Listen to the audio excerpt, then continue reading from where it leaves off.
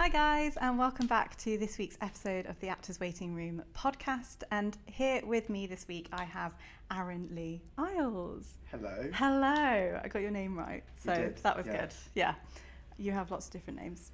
I have two names. If you consider that lots, then yes. Yeah, but it could just be Aaron Eyles, is what we discovered before. Could be. I've never had that. I swear you've never had, like, it's just gone by Aaron Eyles. No, because my name is Aaron Lee, and then I dropped the Lee when I was younger because I thought it was cringe, and just went by Aaron and my legal surname. And then when I became creative and got back into acting, I brought the Lee back to sort of... I mean, I bet on Spotlight nobody has Aaron Lee, do they, Eyles? No, because I... I was waiting for the penny to drop then. Yeah, I don't have it anymore, so if anyone wants to take it, it's up for grabs. There you go. But Aaron, you are an interesting one because you are one of these creatives that are doing everything and anything, which is awesome. Yeah. Really, really cool. And we will be talking a lot more about that. But we want to start off with where you currently work now and what you do now. So obviously you work for Hamilton Hodell. I do. Okay, I'm going to say that Hamilton again. Hotels. You work for hotels. Not very creative. No. So you work for Hamilton Hodell, Yes. which is obviously a very prestigious agency here in London. Do they have other offices in other countries? Not other countries, no. We collaborate closely with some American agencies and Australian agencies and various other agencies, but you are strictly like British agency. London-based. Oh, okay, cool. And obviously you work in the branding department and also voiceover sort of department. Do you want to explain a little bit about what you do? Yes, so I find my days vary because I work across two departments, which I know is not very common in agencies. So I work for the voiceover and speakers department, which does voiceover, which is commercial voiceover, video games, animation, and then also conventions and speakers, so things like Comic-Con, speaking engagements. Oh, I didn't know that. Yeah, oh, and that's cool. Then that's one department, and then I also work for the branding and commercial department, which is brand deals, fashion events, and then commercials and spotlight commercials, that sort of thing. Oh my god. So like with these like Comic-Con and stuff, you will arrange like the actors on the books in general to go and speak at these events, like if it's like, I don't know, Marvel and things like that, they'll go. That's what you would organise, kind of. Yeah, so usually we get people reach out to us, like us, the conventions will reach out, and they'll say we'd like this client to come and appear for the weekend or for the day, and then we set that up for them to go. And we work with Stephen Fry, who does a lot of speaking engagements. So a lot of, I don't know what you'd call them, like corporate events. And he does do a lot of like, it's public speaking, isn't it, really? That's basically what he does. But he's obviously a massive like academic, isn't he? And he's got so many things to talk about, so obviously there's a big market. Yeah, that's very, very true. It's very true. What has been kind of like one of your favourite events to work on? Have you had one? I would say I couldn't give a specific one, but the conventions, I think, because they differ. Like sometimes you get specific, like a Marvel convention or a Stranger Things convention, but they're the ones that, like, even though I'm not there to meet people, you just see so many of these fans. Like, and I'm not someone that's like that. Like I like TV and film, but I don't have that one sort of one actor that you're like, the oh one my god, actor, I need to or meet the one them. show, or the one like franchise. But it's so important to these people, and it's nice. I didn't realise that you go along. I thought that you like just arranged it and then they get to go. So you get to go. So most of the time we try and go with them, and it's a strange role during the day because you're like partly a PA, partly a security guard, partly a lawyer. Oh wow! Because you have to make sure that they do what is on their deal and they don't sort of sign anything extra or do any extra interviews.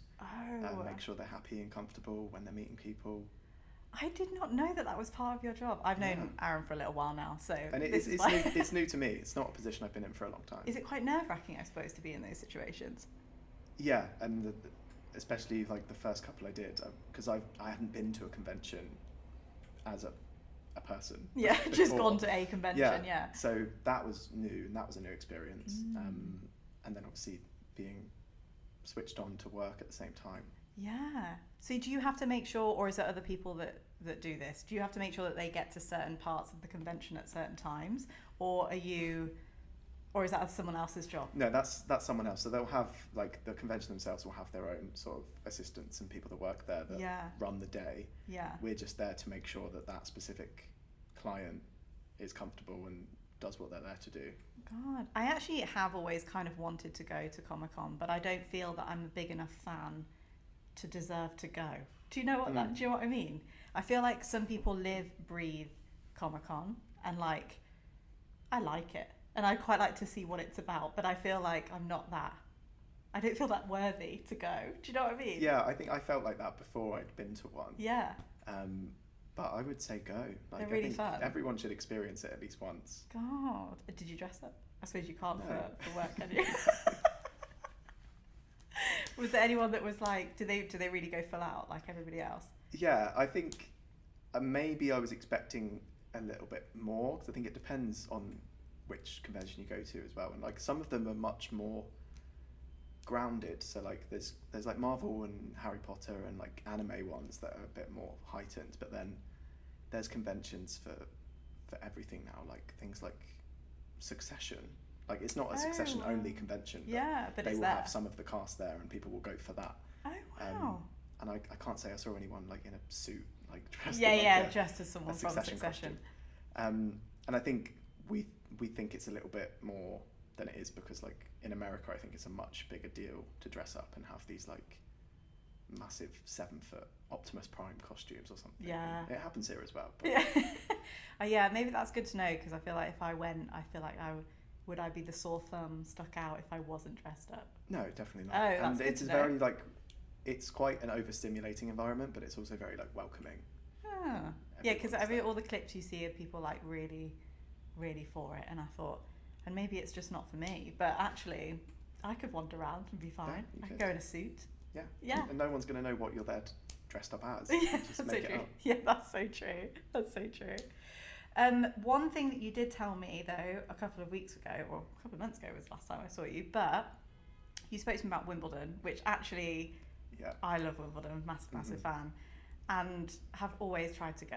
So this is why it's a bit of a, I'd like to go. But the fact that you get tickets for actors on your books to attend events like that, I don't know why I thought that it ran differently. I thought that maybe Wimbledon themselves would just reach out to the individual actor and say, come along, we have a seat for you, or maybe that, I don't know, I just never knew how it worked before, but actually you were saying to me that you guys are kind of the ones that organise that and get the tickets. And yeah, so there's different routes to it. Like Wimbledon themselves do have their own allocation, and they will reach out to people, and they have the Royal Box, and there's people we can reach out to if someone's desperate to go. But also a lot of brands will have like suites there, and they will do their own like photo calls outside in exchange for seats. So brands like Ralph Lauren and Range Rover, who like are sponsors of Wimbledon, will have their own allocation. So then they will reach out to us and ask for a specific actor. person. Yeah. Oh wow. And a lot of people work with publicists, so it could be done through them. But in the branding department, like it's part of our jobs to help these people develop their careers in that way and elevate them in that branding space and the commercial space. Yeah, that was going to kind of be my next like sort of question, is that obviously you said that other agencies don't usually have a branding department, or it's not kind of that well known for an agency to have a branding department. This obviously is a much bigger part of, obviously it's your job, so like, is it like a discussion that you have where you go like, oh, we've got somebody who's like up and coming, we need to get them involved in, I don't know, I can't even think of an advert, like, do you know what I mean, not even like an advert, but like a specific brand, so that they're like the face of it and things like that. That's kind of what you do. Yeah, so and I mentioned to you before we did this, like it's not a case of everybody that's with the agency automatically has that commercial and branding representation. It's been described to people as your career gets into a certain place, and then you sort of graduate into that branding and commercial space. And I knew from when I previously worked on the acting side of agenting how strategic career building is and the way an agent works with a client, but on that side, they sort of take it to another level. Like it is so strategic in what events do you go to, what brands do you want to be seen with. That needs to align with the actor's own personal opinions and brands they like and brands they want to wear and be associated with.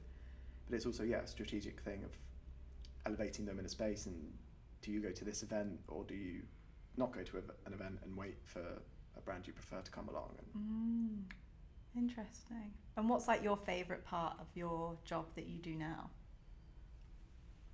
I would say that something we haven't really spoken about, it's working on video games in the voiceover department, because I work a lot with younger actors and graduates, and obviously Hamilton Hodell have some big star names, but they've also got a lot of exciting emerging actors as well.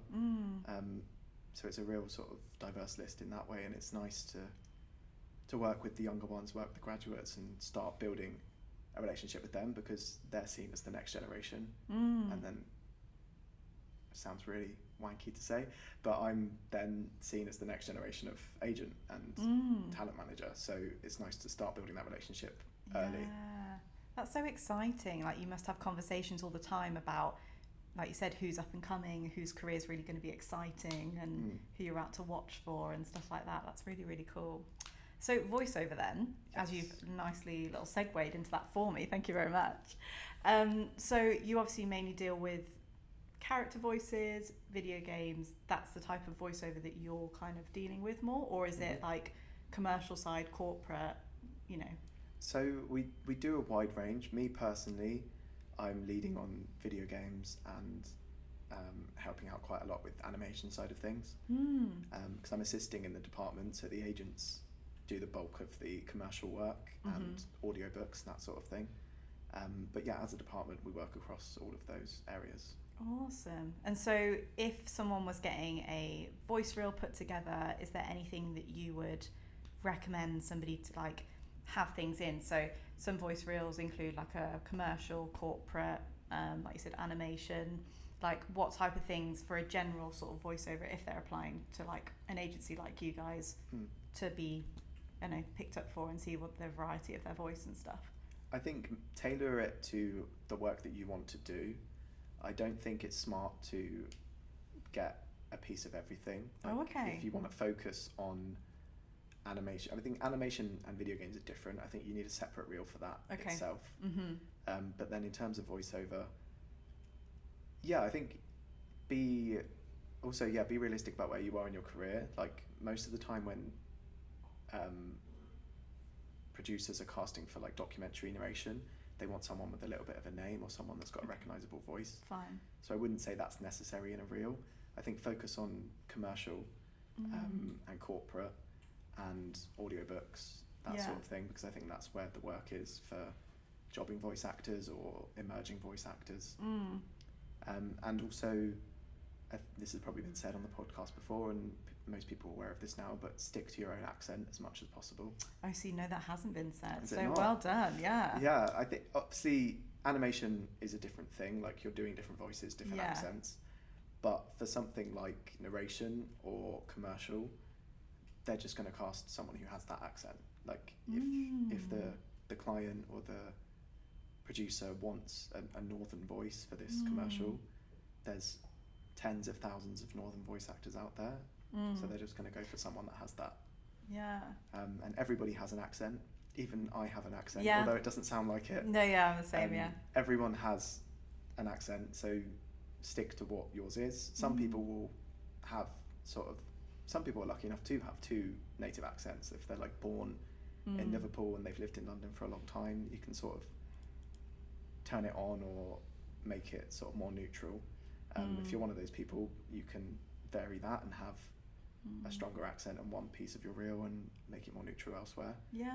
But yeah, generally just stick to what That's you've got. really nice to know, because I always thought that you had to have, not like, I don't need to have like an accent reel where I try and do every single accent, but I did always think that you should be able to have like one other accent that you could do on your voice reel. I didn't really know that, so that's good to know. Yeah, that's just from the experience I've had. Like, I don't think I've ever had someone do an accent that wasn't their own for something that's like commercial or narration. No, that is interesting. And like for, like you said, for video games, animation, obviously you're suggesting maybe to have a separate reel. I feel like with animation you can just get away with a lot more weirder voices. It doesn't even need to be like a certain accent, does it? It has to just be... Yeah, it's just a different voice type. Yeah, it is. And like, my question is, this might sound really stupid, but you know when you hear like animation voice reels or whatever, they're obviously, I presume they're quite wacky and they're a bit out there. Is there any world in which people do animated voices but it's more of a natural sound? Do you know what I mean? Yeah, I do know what you mean. Yeah. Because I think when we think animation and a video game, we think very out there voices that are very like high pitched or low pitched or a specific sound. But actually, like when you listen to video games, some of them are like quite realistic, aren't they? I think it's nice to be able to show that you can do those more heightened things, but also, you don't want that to be the only thing you're showing. Like, you want to prove that you can voice a character that is realistic, because a lot of animations, they are just normal voices and normal people doing normal things. Like, it's just animated, unless it's for like Nintendo and it's just like really crazy wacky stuff out there. But so I think I guess it's similar in a way to like the difference between theatre and film, like on a self-tape or a show reel. Like, you don't completely change your voice for theatre, but there's just subtle differences. And then like your body language for something that's visual, like you can still keep it realistic and you're not doing like a monster voice, but but just showing that it's got a bit more something to it. No, definitely. And like, and when people are sort of applying to be like represented by you guys for voiceover, is the email any different than how you would do for an acting representation email? Yes. Okay. I think that there's a few emails we get where people will submit for voice representation as if they're submitting for just generic representation or acting representation. Like, people will send the same materials, like they'll send their show reel, they'll send their headshots. Oh yeah, no, I don't mean that. Okay. And then just be like, oh, I want voice rep rather than acting rep. Oh, okay. So like, you need to tailor it as if you're sending it to a voiceover agent, which means sending a voice reel rather than a show reel. Something that came up a couple of months ago was, we had a debate in the office actually. It was about, do people need to attach their headshots? If I was just about to ask that. I would say no, like, because you're going to send your spotlight or your CV, which will have a headshot on it. Yes. So I think no, like, we don't need to see what you look like. We want to know what your native accent is, what your experience with voiceover is, what you're expecting to get out of representation. And then when we click on your profile or your CV, we'll see what you look like. Yeah, I was just about to ask that. I was like, do you just go as just a figure, just like that is that just a sound? But I suppose that is what you're applying for as well. But because you're submitting your voice rather than what you look like. I wonder if as well, like, it probably would help not to attach your headshot in the main bulk of the email, because like how we have an unconscious bias about people that we see and things like that. And I think if you saw a picture before you listen to somebody, you kind of already have that expectation of what somebody might sound like. So it probably is maybe a better idea to just not attach the headshot straight away. Yeah, I think that's a good point. Yeah. And I think obviously within the industry, anyone casting voiceover projects will see your headshot, because most things are cast through Spotlight, or your profile on the agency's website will have your headshots on it. But it would be nice if we could sort of anonymously submit voices. Yeah, that would be cool. That would be good. I wonder if so are all voiceover jobs primarily on Spotlight, or do you have them come through the agency via different avenues? Yeah, so we have a lot of connections with the producers themselves and the companies, like Side or Liquid Violet do a lot of the video games. I'd say maybe about 20% of animations and video games go on Spotlight, and then audiobooks, documentaries, that's all just direct. Oh, okay. Yeah.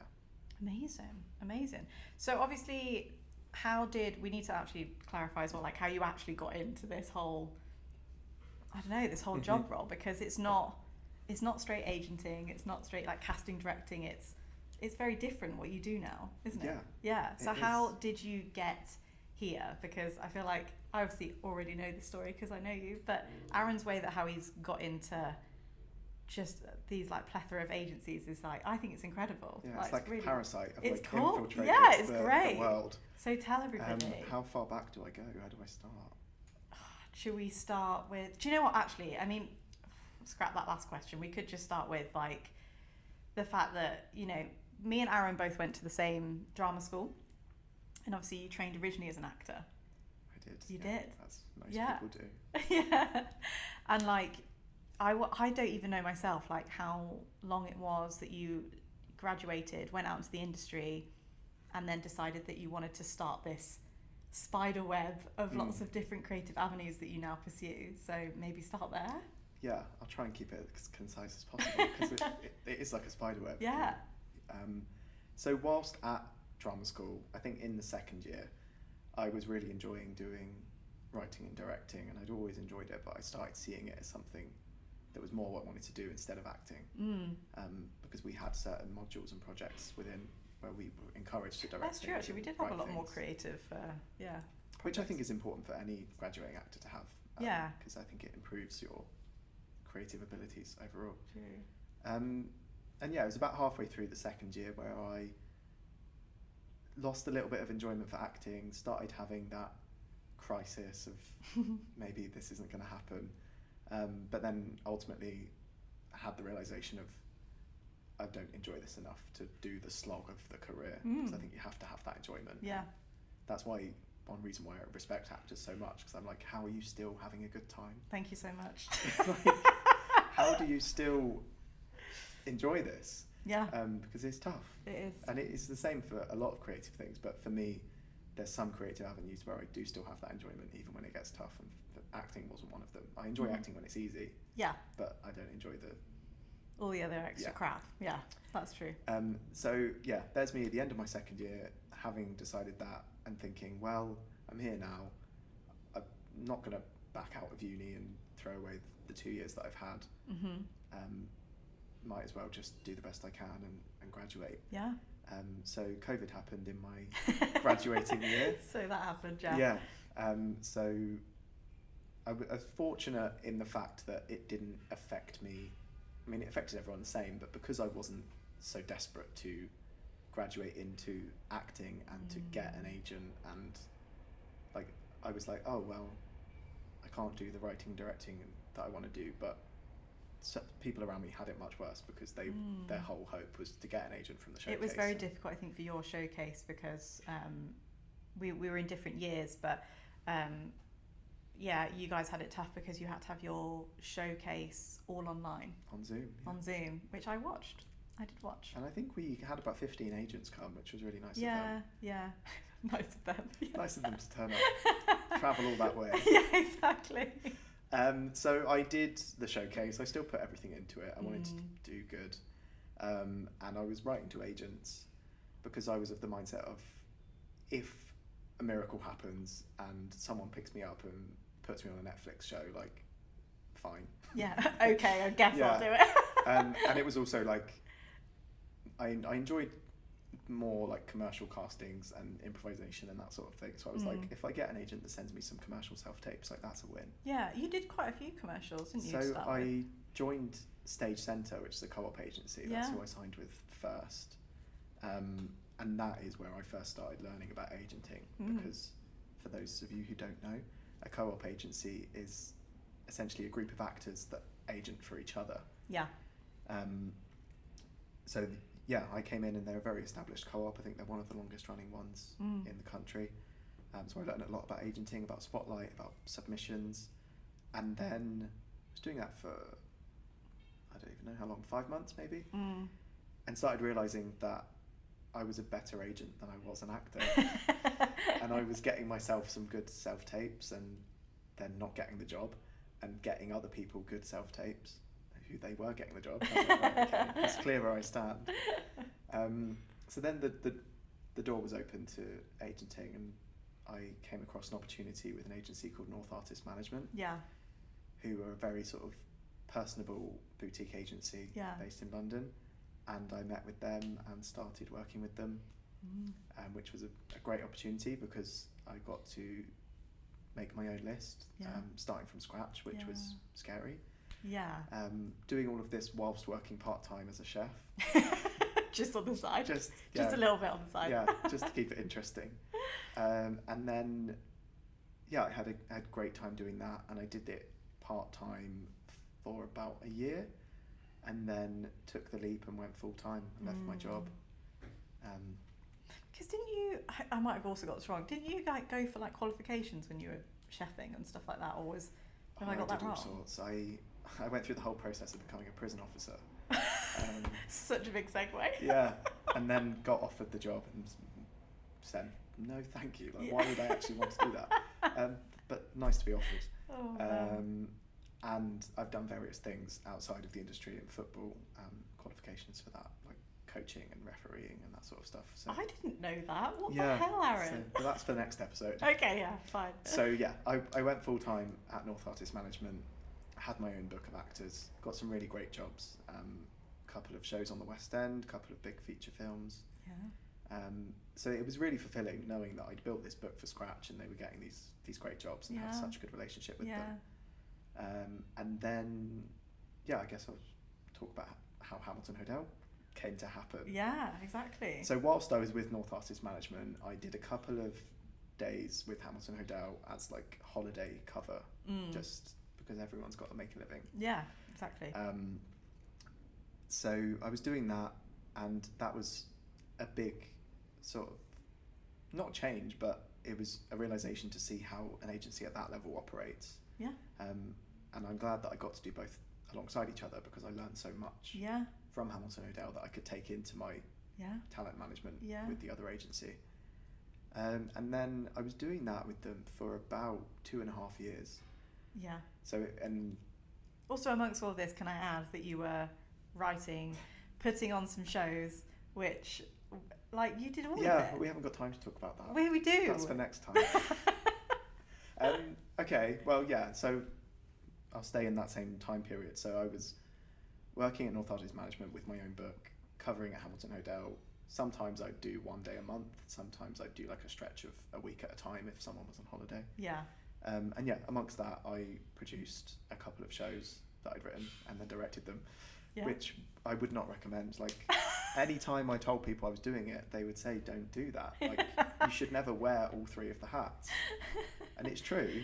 Yeah. But then I can't say it's true because I did it about 4 times. You did it, I didn't learn. And you enjoyed it.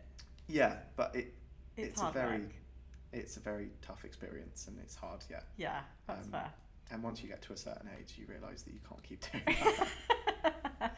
But while you're young, I would advise it. What do you mean while you're young? We're still young, Aaron. Yes, we are. Don't say that to me. So I did that, and then I left North Artist Management in December 2024, which is not even a year ago. It feels like a long time ago. Yeah, it does feel like a long time ago. And any of my clients that are listening, ex-clients, miss you all. And it does feel like it was ages ago.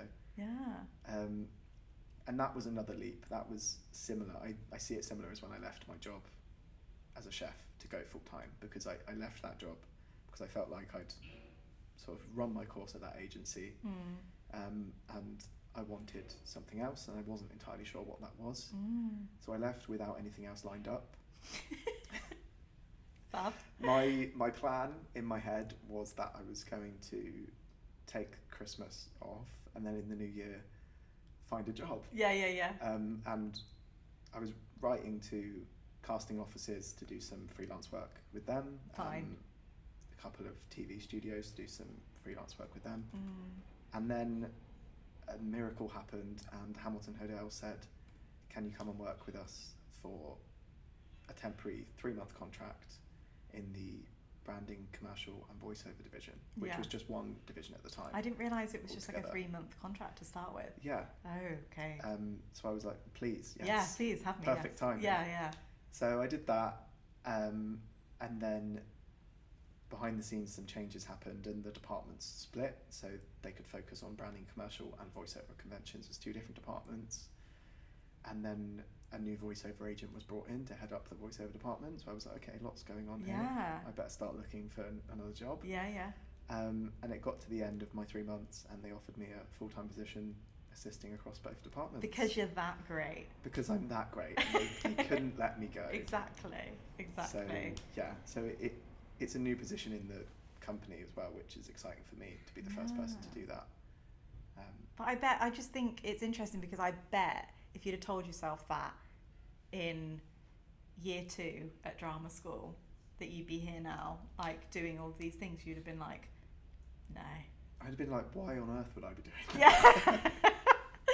No, but it's amazing. And it's just like, I think, like you were saying earlier, it just shows you that you can really be this multi-creative person that you want to be. Like, you know, you brought up earlier about the fact that, you know, like myself, like sometimes you want to be an actor and that's all you want to do, and that's fine. But there are lots of people out there that go, could I try that other thing? Yes, you absolutely can. But I think you're living proof of that you can just be like, I fancy seeing what that's like for a bit, and just going, okay, and rather than shut yourself in a box. And that's how I've always been. I think I went through a process of, at first, thinking that maybe it was just anxiety of not thinking that I was good enough at anything. So I was like, because when I was younger, I did it with sports. Like, I did a sport for like 2 months and then I'd do something else.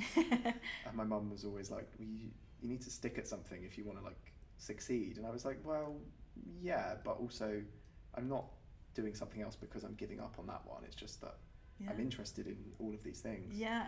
And the main thing that interests me and excites me about directing is working directly with actors and helping people discover things and nurturing people. And I still get that from the job that I do now, like I said, with video games, working with graduating actors. And I'm writing something that, even if you're not getting paid to do, you can always do it. Like, there's always a way to try and find to put it on and do it. I don't write as much as I would like to, but there's no excuse for not writing every day or every week. Like, and it would be nice to get paid to do that from time to time. But like, I think writing is a different thing, where it's so personal and so individual, where you can do it.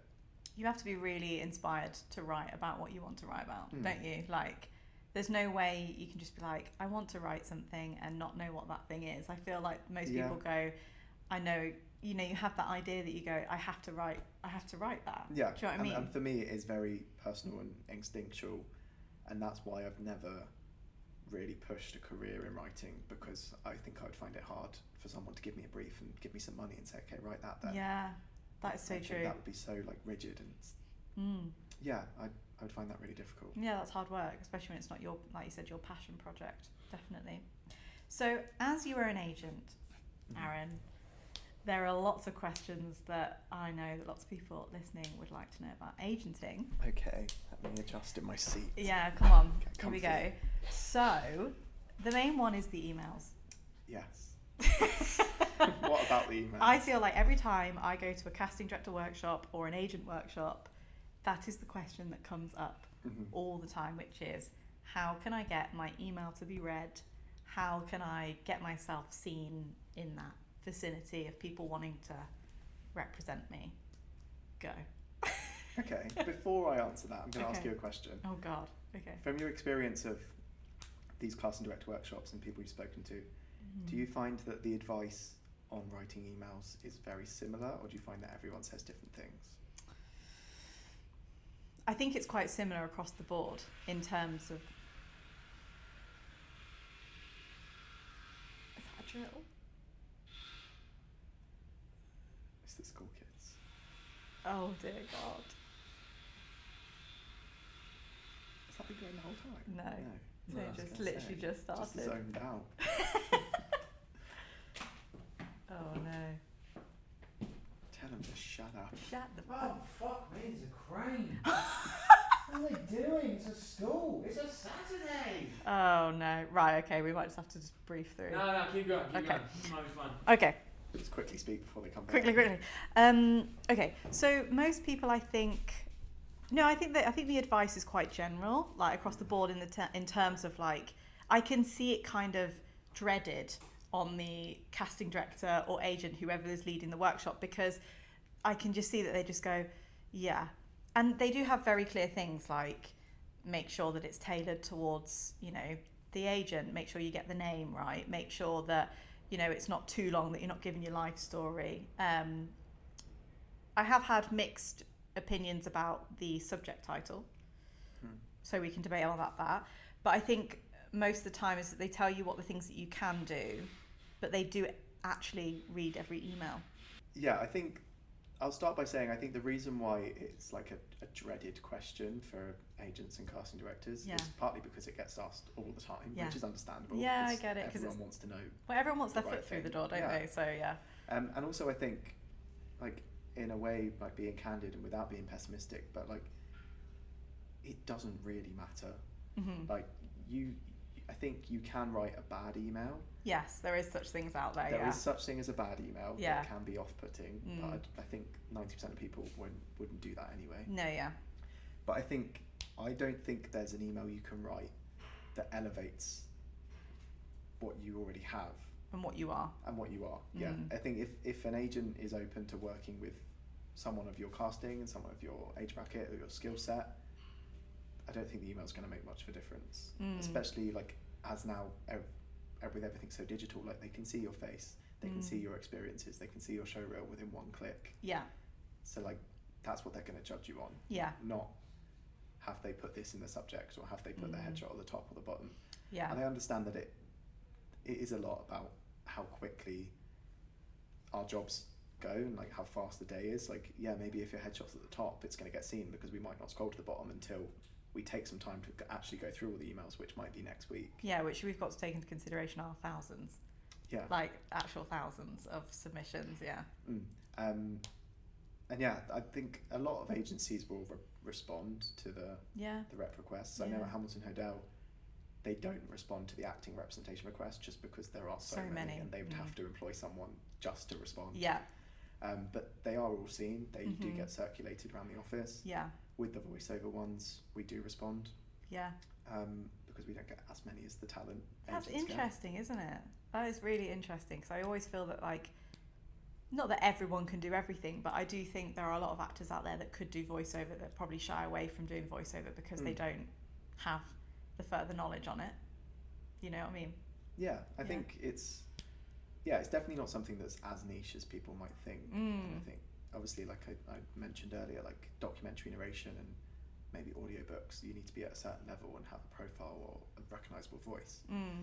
But yeah, things like low-level commercial or video games or I forgot the other one. There's loads of corporate ones out there. I mean, not specifically maybe with your agency, but like with other voiceover agencies, there's a lot of corporate work out there, and that can literally mean anything. It can mean, like, you're narrating school textbooks, or you're narrating, I can't think of any now. Like, I remember I did one once of, like, it was like the 100 years anniversary for this corporate company that was never going to be seen by the general public. It was just purely for the massive employees that were there. Yeah. And it was just me saying, like, congratulations, when I didn't even work for that company, which is really funny. But yeah, like, they're the type of, there's loads of jobs out there. And I think, you know, actors are trained in diction and things like that all the time. So why can't you pick up a mic and then just... It's just a string to your bow. And like you mentioned about me, with the spider web of things, I think it can work a similar way for actors. Like, being a multi-creative as an actor doesn't mean being a producer and a writer. It means being an actor and a voice actor and a presenter and a speaker and a singer, if you're that way inclined. Yeah, if you're that way inclined. Only if you are decent enough. So true. But yeah, I think, you're right with the emailing thing. It's just, not to be pessimistic, but it's just not that personal. Yeah, it's not. And I think have that attitude of write a good email to the best way you can and what you think is going to make you stand out, and then send it off and just forget about it. Yeah, obviously there are certain things that you can include in your email in terms of, like, pinpointing your special talents. That sounds really weird, doesn't it, when I say that? But pinpoint the things that you know about yourself that either make you kind of, I don't want to say unique, because everyone is their own person, but there will be some things about you that stand out that you can list. You can list what those things are, basically. That's what we're trying to say. Sorry, there is a massive drill in the background and we are trying to record around it, but it's distracting. It is distracting. Anyway, so that's all I'm trying to say, is that be smart about your email. But I think, like you said, most people are not going to write like a really crappy email where they're like, they're just not, because they want to be represented by this person. So I don't think there really is such a thing as like a terrible email. I've seen unless some... unless it's like delivered to the wrong person, says the wrong name, not ideal, doesn't have your links in, not great, doesn't have your headshot in, you know, all these different things. Just make sure that you've got a little checklist, that you've got everything in there, and it's not been sent out to a mass thing. And you want to make sure you send it to the right person and address the right name. But even those things, like if you send an email to an agent and you address them by the wrong name, but then they really like your skill set and your look and think they can work with you, they will. And you can call them that name if you give them some money. Like, so true. But I think the final thing I'll say on that is, it's helpful, I understand, when actors get maybe not even necessarily a feedback, but if you get like a no thank you this time from a rep email, but I would just expect to not get anything back from the majority of agencies. Like, I think send it and be like, it's gone. Done. Yeah. You've done your job to the best you can do. If they say yes, they say yes. If they don't say anything, then you know it's not a yes. Yeah. And it doesn't mean that it's not going to be a yes later down the line. Like it just is. And some agencies, like every agency will have a different process of how they review the representation requests. Like some agencies will look at them as they come in. Some of them will scan them as they come in and then once a week sit down and look through the list. Some will just completely ignore it when it comes in, and once every 2 weeks maybe they'll sit down and have a look. So it's a different time frame for everybody. Yeah, exactly. Well, thank you so much for coming on and chatting. It's been Thank you for having me. Yeah, it's been great. We will end it there. And that's when the drills were started. So that's really good timing. So anyway, we will see you in the next episode, guys. Bye.